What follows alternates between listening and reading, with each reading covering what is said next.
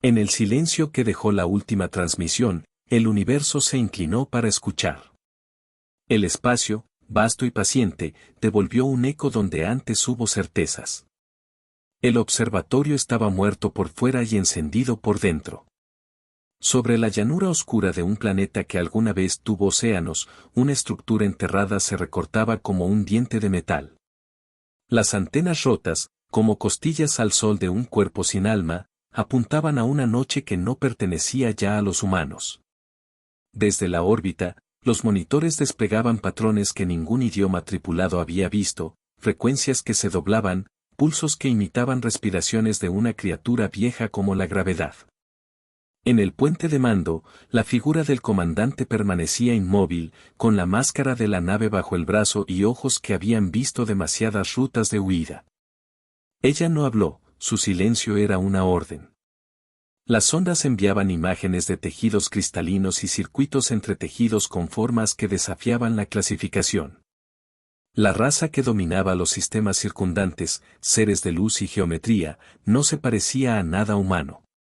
Sus naves flotaban como praderas de estrellas vivientes, respirando a través de membranas que relucían en verde y violeta. Cada vez que un sensor devolvía una lectura, el puente sentía una punzada, la estructura enterrada emitía una firma que no era simplemente energía. Era intención. El artefacto estaba sellado bajo capas de roca y olvido. Las leyendas hablaban de él con la cautela de los que guardan un arma en un pueblo pequeño, no lo activen, decían algunos archivos antiguos, es la última defensa o la primera sentencia, susurraba otro registro. Pero la elección no había quedado a merced de la historia. Cuando las flotas alienígenas comenzaron a someter mundos, cuando la costa de una tierra renovada se vio de nuevo surcada por sombras, la decisión tomó la forma de una necesidad cruda. La humanidad, desangrada pero no sometida, debía decidir si seguir escondiéndose o reclamar un golpe que podría, con la misma mano, salvar todo o extinguirlo. El comandante recordaba un día en el que la risa de su hija había llenado un cuarto que ya no existía. Ese recuerdo era una herida y una brújula, la voz que decía que la vida valía cualquier riesgo. Al mirar los planos holográficos, sus dedos recorrieron rutas de energía y reactivación. Un mecanismo se llamaba en los viejos archivos el núcleo de última hora, otros textos, más oscuros, lo nombraban con palabras que se volvieron tabú. Pero las palabras cambian cuando la luna de tu planeta cae y la oscuridad golpea la puerta. El universo contuvo el aliento. Bajo la superficie, los ingenieros encontraron runas incrustadas en aleaciones que parecían moldeadas por corrientes gravitacionales. No eran decorativas, eran instrucciones. El artefacto, concebido por manos desconocidas, parecía diseñado para converger. Cuando la humanidad descifró la primera secuencia, el aire en el hangar fue más denso. Los técnicos intercambiaron miradas que mezclaban esperanza y temor, algunos murmuraron nombres de los caídos como si nombrarlos los mantuviera presentes. La flota alienígena, sin embargo, no era una amenaza simple de metal y fuego. Actuaba como una conciencia distribuida. Sus decisiones no se tomaban en un puente visible, sino en un flujo de señales que atravesaba la distancia a la velocidad de pensamiento. En los mapas tácticos, las rutas de invasión parecían crecer como redes de raíces. Cada vez que una colonia humana enviaba resistencia, la red alienígena se ajustaba, aprendía, adaptaba. Era como si algo antiguo hubiera decidido que la expansión humana era una anomalía que debía extirparse. La decisión de activar el artefacto no llegó envuelta en pompa. Fue una secuencia de actos mínimos y dolorosos: apagar los enlaces no vitales para conservar energía, transferir suministros, seleccionar a los que partirían y a los que quedarseían. La comandante escribió una orden que no deseaba firmar. La firmó porque las hojas del calendario se habían consumido en los incendios de varias lunas y porque no había otra brújula en la noche. El silencio se volvió un grito entre las estrellas. En las cámaras de ensayo, el núcleo respondió como si despertara de un sueño lento. Sus superficies, inicialmente opacas, comenzaron a filtrar luz. No era una luz humana, pero tampoco hostil en su cromatismo, parecía medir la frontera entre posibilidad y finitud. Los científicos observaron con religioso respeto, midiendo frecuencias, entonando fórmulas que combinaban física, fe y superstición. Todo estaba alineándose hacia un pulso que, según los modelos, cegaramente incompletos, podría desestabilizar la arquitectura de la red alienígena. Mientras tanto, en las sombras de las órbitas exteriores, naves de reconocimiento alienígenas cambiaron su trayectoria. Hicieron lo que hacen las cosas que huelen a peligro, empezaron a mirar. Y en la mirada comenzó la respuesta, lenta pero inexorable. El comandante hizo una pausa frente a una fotografía rasgada colgada en la pared del puente, una ciudad costera, una bandera quemada, una mano alzada en señal de despedida. La imagen era simultáneamente un juramento y una renuncia. Ella habló en voz baja, no para los demás sino para sí misma, para el pequeño fantasma que le daba sentido. No era una plegaria, era una decisión hecha tangible. Los humanos no rezan. Actúan. La primera parte terminó con el zumbido de la sala de máquinas aumentando, con el observatorio volviéndose un coro de respiraciones metálicas. En la distancia, la flota alienígena consumía la luz estelar con su presencia, como si un tapiz negro se desplazara sobre la escena. La noche, ya acostumbrada al peligro, ahora atendía a un latido humano prolongado y doloroso. La activación parcial del artefacto había traído miradas que iban más allá del sistema local. Los planetas limítrofes registraron anomalías, pequeñas fluctuaciones en la estructura del espacio, ruidos que parecían lamentos en frecuencia baja, patrones que imitaban el pulso de un corazón. Los estrategas humanos interpretaron esos signos como indicadores de oportunidad y de riesgo. En salas de guerra, las proyecciones mostraban rutas donde la esperanza podía transformarse en un punto angular de resistencia. El comandante organizó una cadena de acciones, asegurar el núcleo, proteger las comunicaciones que aún funcionaban, infiltrarse en uno de los nodos de la red alienígena para plantar emisores que entorpecieran su coherencia. Cada paso requería sacrificios. Los soldados, envueltos en trajes que olían a aceite y nostalgia, firmaban para misiones desde las que no todos regresarían. Los científicos discutían sobre límites éticos con voces que vibraban entre la excitación y la culpa. No era simple codicia por la victoria, era la necesidad de cuidar lo que quedaba del linaje humano. Los mapas estelares desplegados en 3D parecían constelaciones reescritas por una mano violenta. Las rutas de la flota alienígena se asemejaban a cortes, líneas que cercenaban puntos de resistencia, islas humanas aisladas. Pero entre las constelaciones rotas, hubo pequeños puntos de luz, colonias que resistían con artimañas y coraje. En uno de esos puntos, un escuadrón humano ejecutó una maniobra que confundió a la red alienígena por horas, una ventana que permitió la llegada de piezas vitales al núcleo. Pequeños triunfos, pequeños sacrificios, la conciencia humana funcionaba como una serie de ganchos que, unidos, esperaban sostener lo insostenible. Los relatos personales emergían como fragmentos en la borda de esa maquinaria, un ingeniero que se aferraba a un viejo cassette con la voz de su madre, una médica que recordaba la promesa que le hizo a un paciente moribundo. Un joven que escondía un juguete gastado entre sus pertenencias como si fuera un amuleto. Estos detalles formaban un tejido que no se veía en los mapas, pero que gobernaba las decisiones. Allí, en la intimidad de la falta, se encontraban motivaciones implacables. El universo contuvo el aliento. Los humanos aprendieron a moverse como sombra y fuego. Forjaron alianzas con entidades menores, piratas espaciales, mercantes que todavía creían en un mañana, para obtener recursos. En puertos astronómicos, se intercambiaban piezas con nombres en lenguajes ya extintos. La logística se convirtió en heroísmo cotidiano, llenar tanques, reparar motores, borrar rastros.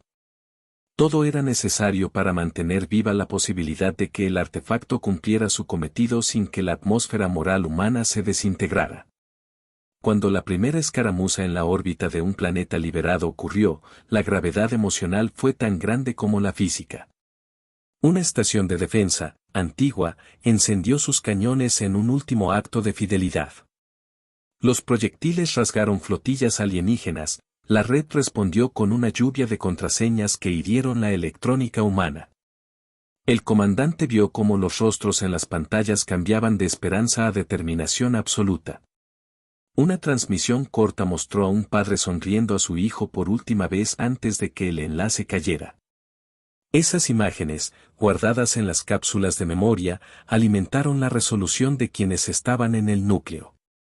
El artefacto comenzó a hablar en un idioma que no era de palabras sino de resonancias. Cuando encontraron la forma correcta de sintonizar, los técnicos descubrieron que no solo requería energía, pedía propósito. No era una máquina que podía operar en piloto automático, necesitaba una intención sostenida. Y la humanidad, a través de sus colectividades, poseía intenciones con peso, el deseo de vivir, la furia por lo perdido, la promesa de un mañana para los que habían quedado. El silencio se volvió un grito entre las estrellas. Mientras se instalaban los emisores en los nodos alienígenas, la resistencia humana realizó un asalto audaz hacia una plataforma de enlace. A bordo, entre chispas y humo, una joven operadora mantuvo activo un puente de datos hasta que sus manos ya no pudieron sostener el equipo. Su sacrificio retrasó la respuesta alienígena justo lo suficiente para que se completara un patrón crítico en el artefacto. Sus compañeros recordaron su risa como una lámpara en la penumbra. Cuando la radiación de sus instrumentos se tornó violeta, supieron que el precio pagado era demasiado alto, pero que sin él no habría siquiera intento de victoria. La red alienígena, por su parte, empezó a cambiar su estrategia. No se limitó a aplastar, comenzó a observar. En la mente distribuida de sus flotas emergió la idea de que eliminar la memoria humana era más eficiente que destruir cuerpos, borrar el conocimiento, cortar relatos. Esa táctica llevó a ataques selectivos sobre bibliotecas orbitales, sobre núcleos de historia y música. Una nave de carga, cargada con libros humanos, fue destruida en una estela de polvo y tinta. El acto dejó a los científicos con las manos vacías y la garganta apretada. La humanidad empezó a comprender que su resistencia era tanto contra la extinción física como contra la aniquilación de su identidad. Pero entre las ruinas, la gente seguía tarareando canciones antiguas. Un anciano, en una ciudad subterránea, caminó hacia una ventana y dejó que los dedos resbalaran por la hoja gastada de una partitura. El sonido, aunque frágil, fue un juramento. Las semanas que siguieron estuvieron llenas de decisiones que mordían el alma. Una operación detonó un acorde de destrucción en una luna que albergaba recursos. Entre los escombros, cuerpos quedaron encajados en ángulos imposibles, testigos con ojos abiertos a algo que ya no comprendían. El comandante supervisó con voz fría, cada vez más consciente de que la frontera entre estrategia y monstruosidad era un terreno helado bajo los pies. Cada pérdida personal se convirtió en una lente a través de la cual se evaluaba la necesidad de seguir adelante. El universo contuvo el aliento. En una estación de recalibración, el equipo técnico descubrió que el artefacto no solo interactuaba con la red enemiga, sino que generaba distorsiones en campos de memoria. Sus efectos comenzaron a manifestarse como fallas temporales, recuerdos que se desvanecían un instante y luego regresaban con matices cambiados. Para algunos, fue una brisa. Para otros, la sensación de perder un nombre querido. Ese fenómeno llevó a debates angustiosos. ¿Sería ético seguir si la acción borraba fragmentos del pasado humano? Los que habían perdido ya casi todo argumentaron que la supervivencia presente tenía prioridad. Los otros replicaban con la fragilidad de las memorias que aún quedaban. Una misión encubierta llevó a la infiltración en un nodo alienígena menor. Un grupo de soldados cortó la comunicación central durante lo que parecieron horas suspendidas. En esas horas, se pavoneó la posibilidad de una victoria temprana, datos que podrían acelerar la sincronización del artefacto llegaron a manos humanas. La paga fue alta.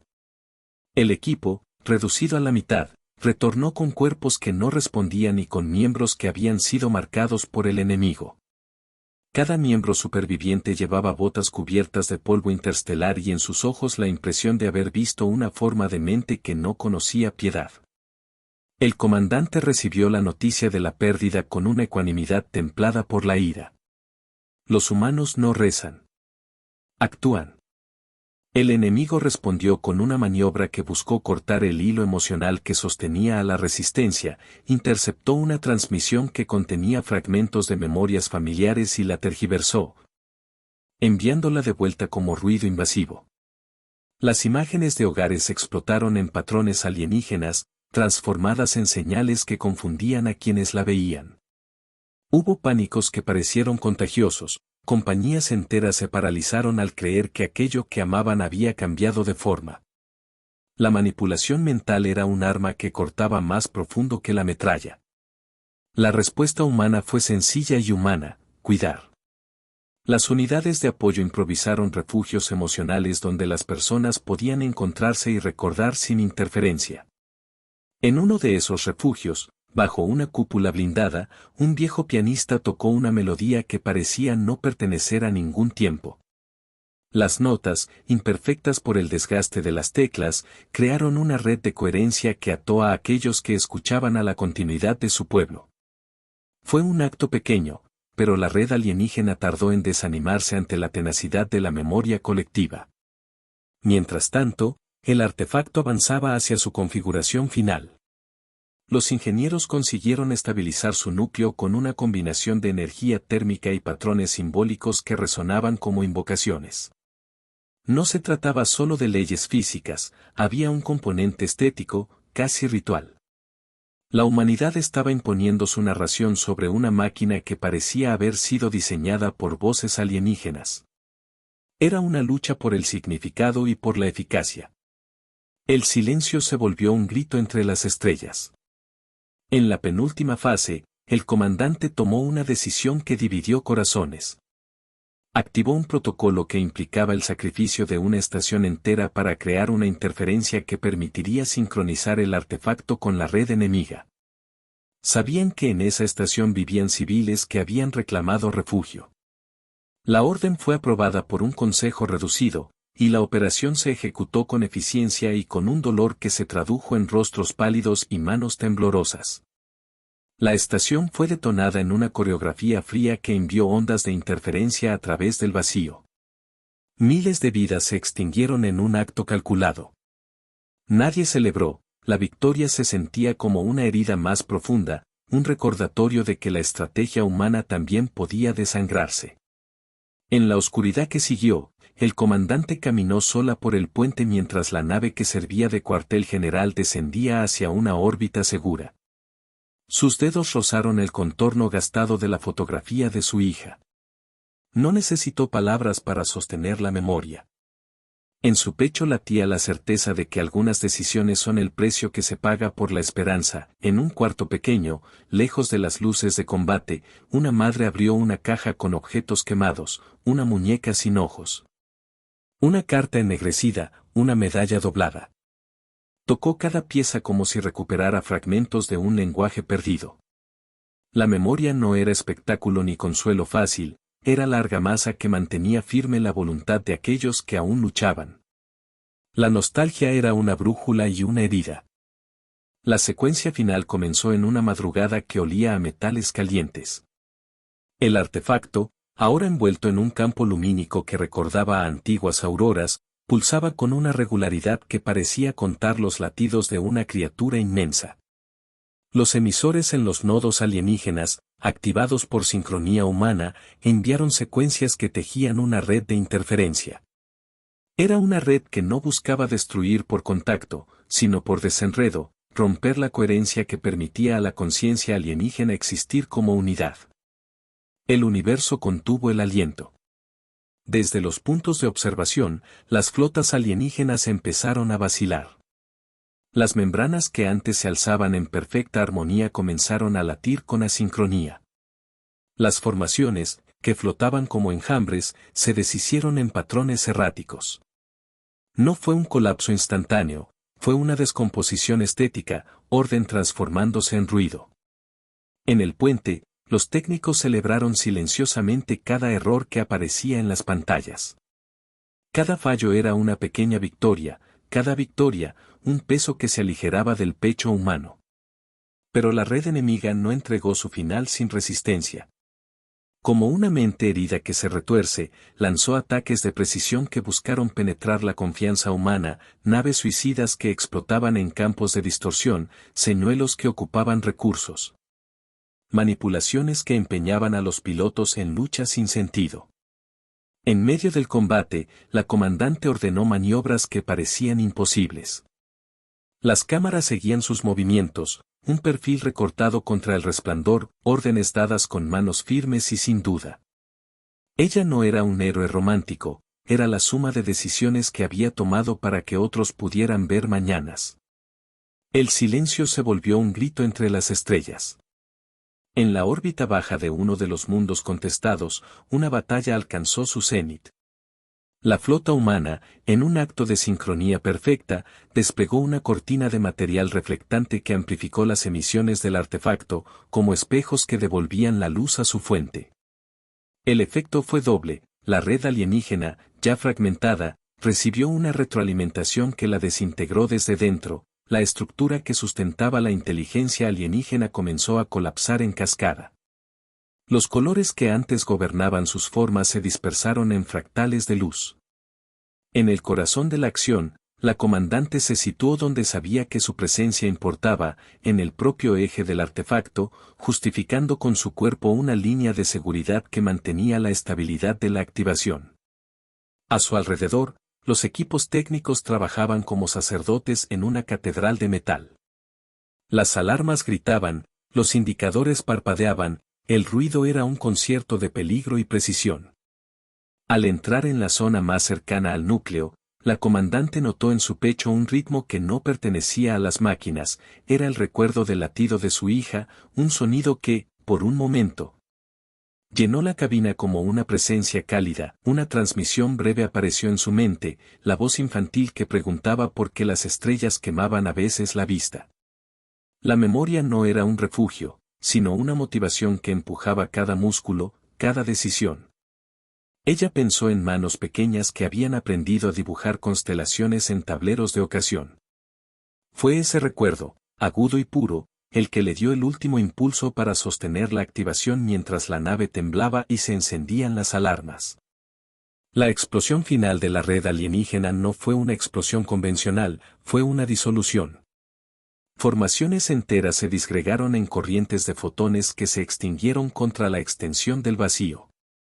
Algunos objetos colapsaron en anudamientos de materia que desaparecieron lentamente, otros perdieron su cohesión nerviosa y flotaron en remolinos sin propósito. Por primera vez en siglos, la presencia que había teñido de sueño y de conquista la galaxia mostró signos de derrota. El universo contuvo el aliento. El precio fue alto. La propia activación del artefacto generó un pulso que resonó en la estructura humana, dispositivos secundarios fallaron, flotas perdieron enlaces vitales, estaciones enteras quedaron sin energía. Se pagó un costo que no se podía enumerar en números, vidas y nombres, anécdotas truncas. Aún así, mientras la marea de luz se disipaba, se produjo algo parecido al asombro. En cientos de pantallas, ojos humanos vieron la disolución. Algunos rieron hasta sentir el dolor, otros lloraron hasta no poder nombrar la razón. En el puente, cuando la señal final llegó de los sensores, hubo un silencio que no fue vacío. Fue un silencio que hablaba de la lejanía de la victoria y de la cercanía de la pérdida. La comandante apoyó la frente contra el cristal y dejó que una lágrima recorriera la mejilla. No fue una lágrima de triunfo, ni de derrota. Fue una lágrima que contenía todas las cosas que habían sido sacrificadas para permitir que existiera un mañana. Los humanos no rezan. Actúan. La luz que marcó la ruptura dejó huellas en los cielos de mundos que habían estado en guerra. Esquinas de estaciones orbitales colapsaron en cascada, fragmentos de flota flotaron como confeti de un funeral. Pero en esos escombros, la vida humana, esa insistencia que admite menos la rendición que la derrota, comenzó a recoger sus ruinas. Se formaron comités de reconstrucción, se reunieron manos para levantar vigas, se enseguida comenzaron a sembrar jardines en los huecos donde la oscuridad había sido más intensa. Los días siguientes fueron más silencio que ruido. Cada ciudad liberada tenía marcas, fachadas ennegrecidas, banderas quemadas, plazas llenas de nombres. Pero también había señales de algo que no se podía calcular, miradas que volvían a sostener futuro. Los niños, los que apenas recordaban la anterior normalidad, empezaron a preguntar por lo que había pasado. Los adultos respondieron con historias medidas, no para glorificar la guerra, sino para explicar por qué la gente había actuado con tanto fervor. En los bulevares reconstruidos, se erigieron memoriales que no buscaban celebrar la destrucción sino recordar la elección de la vida. En lo alto de una de esas plazas, se colocó una placa con nombres que se iban añadiendo con el tiempo. La comandante no buscó estatuas grandiosas, su legado prefería el acto cotidiano de enseñar a los jóvenes a reparar motores y a leer mapas estelares. Ella plantó, con manos curtidas, un árbol pequeño que brotó junto a un monumento. Ese árbol sería la promesa que crecía lentamente donde antes solo hubo cenizas. Una noche, junto a un fuego improvisado, veteranos y niños compartieron silencios y música. Un viejo sacó una fotografía quemada y pasó la imagen por las manos de una niña. Ella apenas preguntó por el nombre, la memoria fue integrada en un gesto sencillo, la pequeña colocó una flor en la fotografía, y el acto pareció cerrar un circuito de dolor en algo que podía transformarse en cuidado. La nostalgia no era un peso insoportable, sino una leña que alimentaba la nueva hoguera. La galaxia, aunque todavía llena de fragmentos y voces quejumbrosas, comenzó a reorganizarse. Colonias liberadas enviaron caravanas de ayuda, científicos compartieron reparaciones, narradores recogieron historias que serían contadas en estaciones y hogares. La humanidad instituyó salvaguardas contra el uso indiscriminado de artefactos semejantes, protocolos, juramentos, dispositivos que exigían consenso y representación. Aprendieron que el poder sin memoria responsable era un peligro y que la memoria sin acción no bastaba. La comandante envejeció con la serenidad de quien sabe que sus decisiones dejaron huellas indelebles. No buscó legados de mármol, sino de práctica, escuelas de navegación que enseñaban a los jóvenes a leer más que mapas. Archivos que coleccionaban música y fotografías para que la identidad humana no fuera borrada por la siguiente amenaza. Cuando un día la vieron en la plaza de la ciudad que una vez defendió, rodeada de niños que le preguntaban por las estrellas, su mirada no buscó aprobación. Ella miró hacia el horizonte y simplemente señaló una constelación improvisada en el cielo, un lienzo que ahora recordaba que la humanidad había elegido seguir. El silencio se volvió un grito entre las estrellas. En sociedades recuperadas se instituyeron rituales nuevos, días de memoria y de reparación, donde se contaba cómo la gente había aprendido a pagar por el mañana. Los relatos no omiten la crudeza del precio. Al contrario, lo exhibían como advertencia y como honra. Se enseñaba a los jóvenes a cuestionar y a deliberar, a comprender que cada arma tenía una consecuencia y cada decisión, una herencia. Las narraciones sobre la era del conflicto se volvieron la materia prima de la cultura, canciones que mezclaban ritmo con relatos, novelas que no adoraban la violencia sino que investigaban su lógica. Filmes que mostraban cómo la vida reconstruye lo que la destrucción intenta arrebatar. En los cafés espaciales, los poetas recitaban líneas que hablaban del latido humano en el vacío, y las palabras atravesaban a quienes escuchaban con la claridad de un juramento. En la última escena que muchos elegían recordar, la comandante asistió a la ceremonia de encendido de una biblioteca reconstruida. Colocó allí las piezas recuperadas, un cassette, una partitura, una fotografía quemada. No hizo discurso teatral. Se acercó a un micrófono y, con la voz gastada pero firme, dijo pocas palabras que serían guardadas en la memoria colectiva, que la victoria no justificaba las pérdidas, que la memoria era una responsabilidad y que la acción debía nacer del amor, no solo del miedo. El eco de esa frase viajó por décadas, transformándose en proverbio y advertencia. Las generaciones siguientes crecieron con la lección de que la defensa de la vida no era una licencia para destruir sin medida, sino una obligación de crear y reparar. La humanidad había usado un poder cuya sombra aún persistía, pero lo había hecho para proteger una continuidad que valía la pena. En los libros de historia, la noche del artefacto ocupa un capítulo largo y complejo. Algunos la llaman el amanecer forzado, otros, la noche de las decisiones. Los poetas prefieren nombrarla como el pulso que rompió la red. Ninguna denominación es perfecta, todas recuerdan que la humanidad actuó cuando fue necesario y que pagó el precio de su propia libertad. En la plaza central, una platea de niños levantó pequeñas lámparas que brillaban como constelaciones portátiles. La comandante, ya mayor, caminó entre ellos y se detuvo para dejar que uno de los pequeños fijara una lámpara en la base del árbol que plantó años atrás. Era un ritual sencillo, la transmisión de la promesa de defender la vida con la inteligencia y el cuidado que la historia exigía. Los humanos no rezan. Actúan. El legado final no es una bandera ni una enseña, es una costumbre de vigilancia y afecto. La humanidad aprendió a protegerse a sí misma sin perder la razón por la que se protegía, los rostros, las voces, las canciones que forman una especie. Se supo que la invasión había mostrado debilidades, pero también la fuerza máxima, la capacidad de escoger, de sufrir por elección y no por resignación. Vinieron por un planeta, pero despertaron a una especie.